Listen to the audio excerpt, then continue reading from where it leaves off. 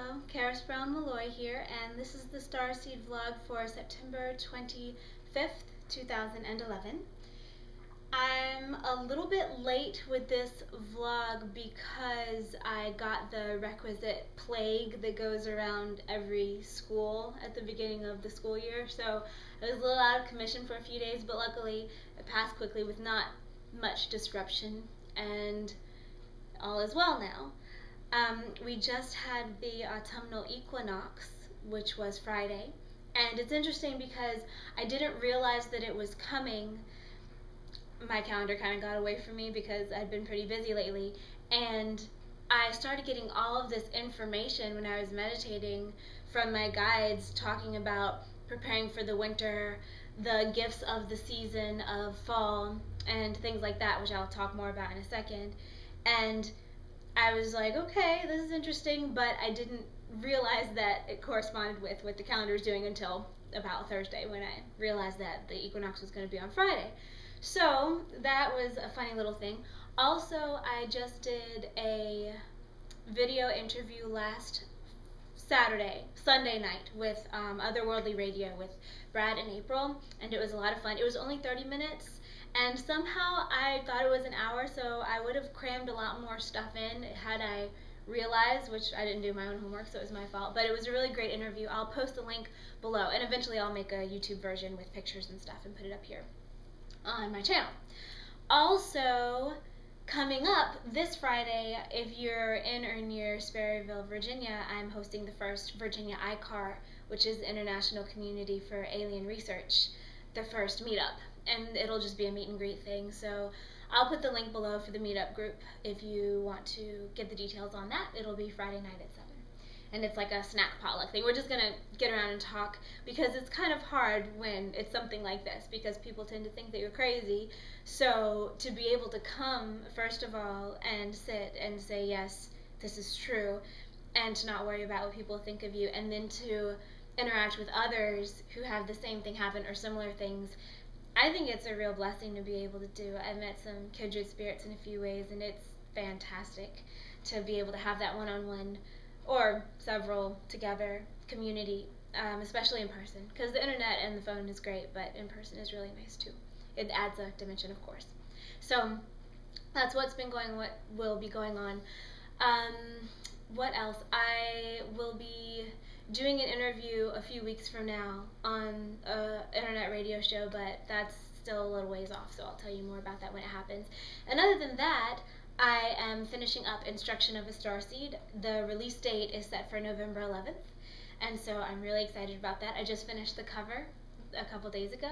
I designed my own covers because I'm kind of addicted to photoshopping and GIMP, and so I like to fiddle around. So I just finished, and now I have to complete the book and get it ready for the release date. So I'm very excited. Now, the point of today's video, a friend emailed me and said, the awakened community is getting kind of skeeved out by this depersonalization, derealization thing. Could you speak on it and maybe put your thoughts out there as to what it might be? And I replied to her, yeah, sure, I'll look it up and think about it, because I honestly didn't know anything about depersonalization and derealization. I knew about dissociative disorders because that was something I learned about in school, and something that I've experienced a little bit myself, just because of, you know, the kind of normal childhood trauma that everybody has that evidences in different ways. And depersonalization and derealization was kind of out of my scope. So first I did some research on it. I went online, I saw what the average standard description is, and how they say it's often created by childhood abuse or trauma, and it's a subset of dissociative disorders, which really just make you check out and lose touch with reality. Now, that was the clinical side, which is always lacking because it doesn't really get personal. And then I did personal research, and for instance, I went on YouTube and watched tons of people's videos and saw what it was like, and opened my heart up and tried to see, because I don't have the disorder. So trying to understand what other people were going through and what depersonalization and derealization are, and they're two separate disorders, but often they're clumped together because they're very related, is kind of walking around in a dream feeling like the world's not real, everything's kind of cartoonish, you feel like you're in a movie, and I've heard people say it's like a LSD trip that'll never stop, and I've never done LSD, but it doesn't sound pleasant, because another thing that people say is that you would think it would be great to live in a dream, but actually it's more like a walking nightmare, like a never-ending nightmare. So it's this horrible thing, right? And that's all I really knew about it. So then I went into meditation, and I asked to see what information would come. And I was a little nervous because I knew absolutely nothing about it, and I had no idea what was going to happen. But I actually got a lot of really interesting information. So I know I say sometimes my stuff's from guides, sometimes it isn't. This stuff is from guides, and it's obviously not verbatim because I don't even know if they speak to me in English. I know that my brain changes it into English, but I cannot guarantee that it is.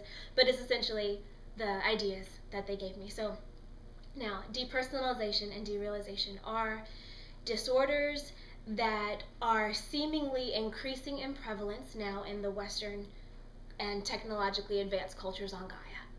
And they're caused sometimes by abuse, but it doesn't have to be all the time at this point. I don't know if it ever was abuse. They didn't really specify. They just said that doesn't have to be from abuse. There are people who have them who have not been abused like that, like you would expect it to be needed to kick you out of reality like that. And they're something that are largely from environment. One of the main things that contributes is how much focus our culture has put on what's going on up here and none of what's going on in the entire rest of your body. For instance, sitting at the computer at a video game for a really long time, and your mind is jumping and active and crazy and awesome, right? And the rest of your body is moving maybe this much or this much. That creates a dissolve. A dissolve of the connection between your mind and your body and different aspects of reality, because we weren't just brains created to be floating in this kind of not really here focused on body. Our body is part of our experience of the Gaia game.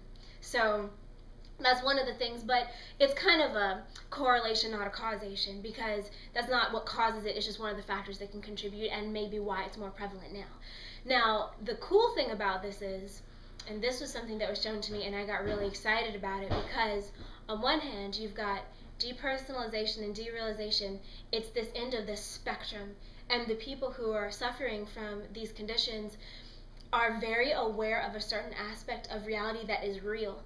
It feels like a dream. It feels like a hologram. It feels like it's not real. Well, guess what? Reality is a hologram. We know this. There are books out about it.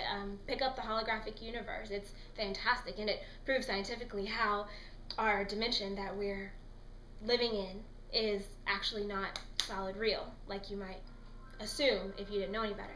So they're very aware of this. Now, it happens in a way that is terrifying, right? So if they can realize, and guys who are maybe suffering from this and watching this video right now, I know it's not easy, but just to think about the opportunity and possibility that this might not be a dangerous thing, and it might not be a permanent thing. It doesn't have to be horrible. It's just something you're experiencing. That kind of takes the teeth and claws out of the disorder. So to be in it and live it, but just kind of see it as something that's happening, and it doesn't have to be permanent, and it doesn't have to be scary or frightening. And then the truth of the spectrum is that on the other end of the spectrum, what do you have that's the opposite of walking around and thinking that you're in a movie and nothing's at all real? You have the most amazing, beautiful, clear as a bell and deep presence and interaction in the world that you live in. So what I was told was that these people, it's a subset of souls that were born on Earth right now to have this experience of depersonalization and derealization. It is one of the tests along the soul path of this specific group of people. It's not that separate. I mean, there are lots of groups running around. We're all members of different groups, but this is one group, and it's just a part of the journey. And if you can get past it and continue along your soul's path of evolution and growth, then you end up being this amazing, beautifully present light shining in the world. Now, it's a process, and the time of this group has not come quite yet. They're still training. That's why it's still happening. So the way to get along the soul's path, first of all, is to make an intention to do it, and then you'll see opportunities come. And it's not an on and off switch. It's not something you'll just be able to wake up one day and not do anymore. It's going to be more like baby steps. You find one thing that makes you feel a little better, a little bit more real. And a couple things that will help are exercise, because it's getting your mind and your body. It doesn't have to be something like running on a treadmill. It can be going hiking. It can be going to the beach and just walking around, or going into the woods and just walking around. And related to that, the second thing is being out in nature, because if you can put your attention on something that's alive, so it's not a book or a chair, but something that's alive and that isn't you, and so an animal would work, but it can't be your pet. It has to be a wild animal or animal you don't know, or a plant. So if you can put your attention totally on that thing, it'll help to bring you out a little bit, and it'll help you to kind of start to find your breadcrumbs, like Hansel and Gretel, out of the wilderness of depersonalization, derealization. Now when you find something that works, grab it and know that it works and add it to your tool belt, and then you can add on because you know how it feels to feel better. So anyway, I hope that makes it easier for some of you folks that might be having this happen, because it's scary, and yeah, it definitely is, but that's not the end of it. And if you are looking, and if you are making the intention to perhaps interact more in a way that is healthier and feels good to you, because that's how you know if something's healthy or not. Now I'm not talking about an addiction, that's a different type of feel good. I'm talking about being present, and it's just learning, and everybody has different keys. That's why you can't prescribe one thing to everyone. So find your own, make sure that they work a little, and then if it doesn't work, try something else. If you go out in nature and you're staring at this plant, because it's not about forcing yourself to feel a certain way, it's about putting your attention on a feeling, or putting your attention on something. Focusing on something outside of yourself allows you to stop chewing on things in your mind that make you sad, or that make you scared or depressed or worried. So that's one step. There are tons more that I'm sure will be forthcoming if you start to look and experiment yourself and have that courage to try it. So that is the depersonalization, derealization talk. And the other part of the video is about preparing for the winter.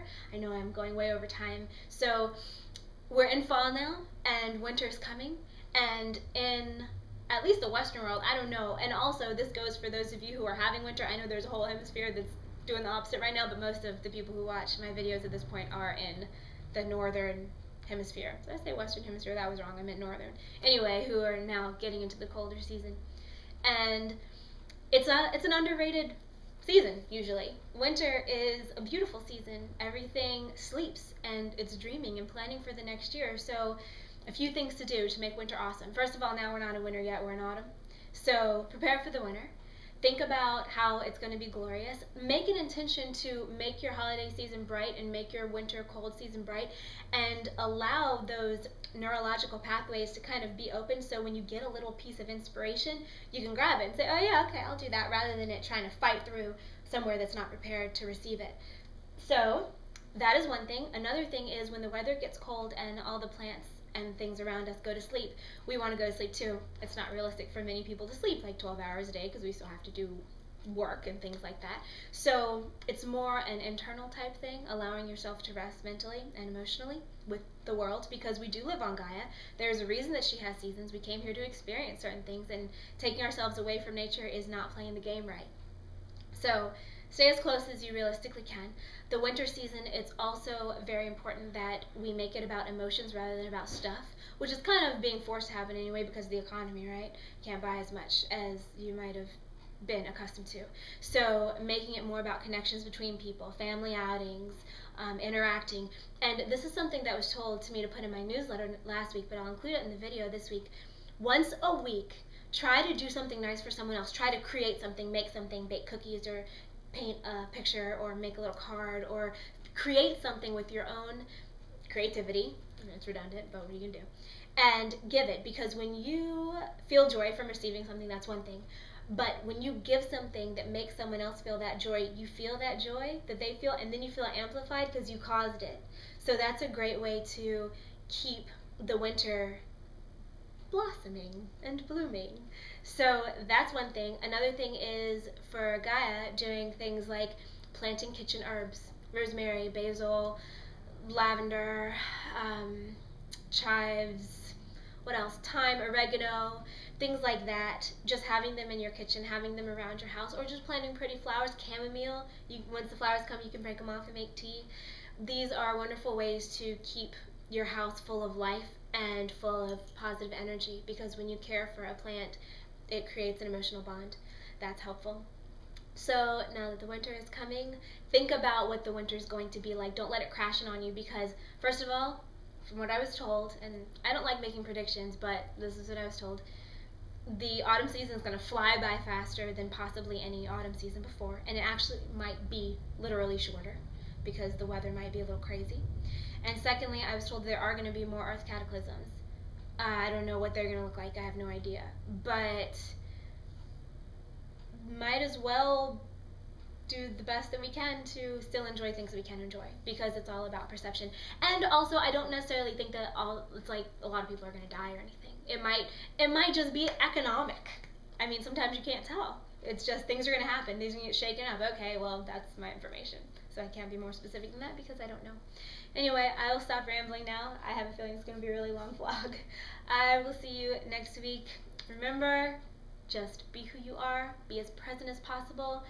If you agree to go on the soul ascension path, then everything gets easier, because every situation that you find yourself with, you see as a test and as a lesson, rather than something that's battering you.